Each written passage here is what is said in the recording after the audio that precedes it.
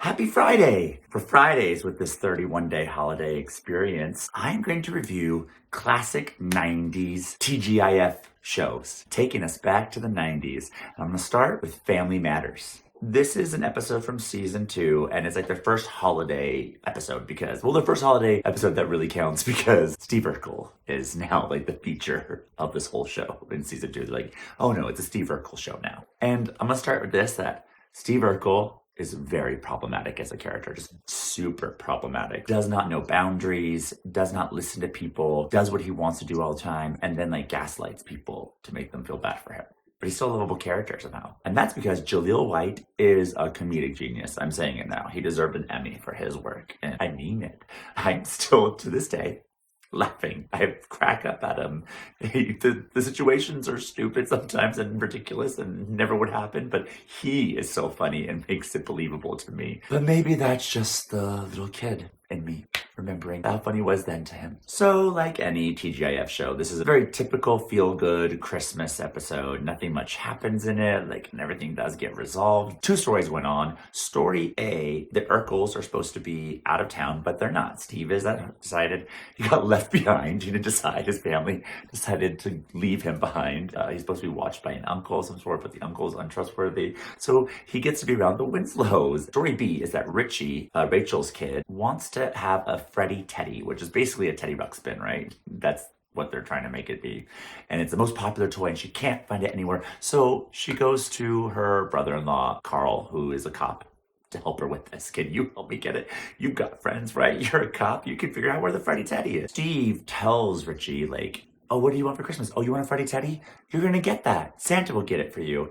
And then Laura and Eddie are like, Steve, why'd you say that for him? He's not gonna, get it possibly. Steve still believes in Santa Claus. And Laura and Eddie are like, what?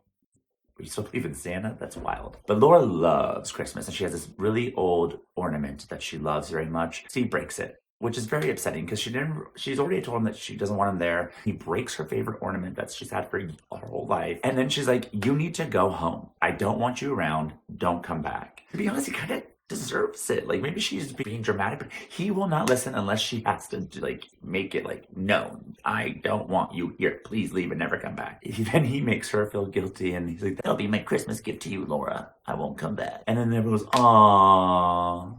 No, I actually don't feel bad. I mean, I feel bad for him, but no, look, Laura, you deserve it. And listen, Steve means well. He doesn't mean ill will, but he doesn't listen. Laura has told you profusely, we are never getting together. Don't want you around. Please give me space. If you gave her space, she'd probably be like, I want to be friends. But she doesn't want to be friends because he never listens and then he ruins everything. He's always falling and destroying things and important things.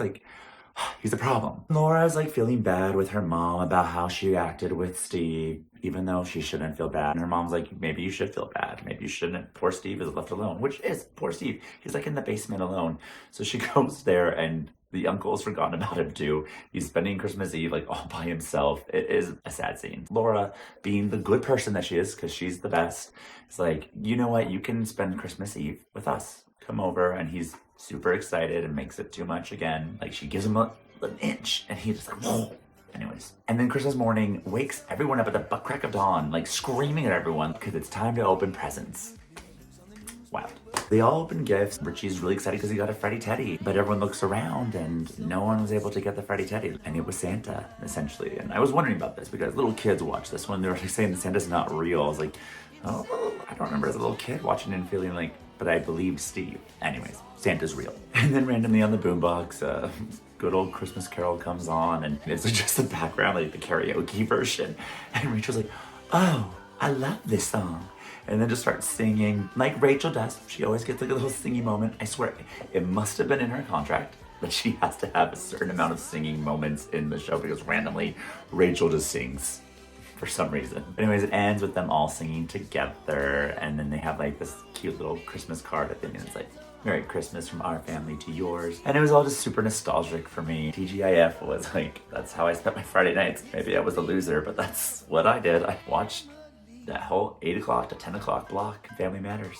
Still a good show. HBO Max. Watch it.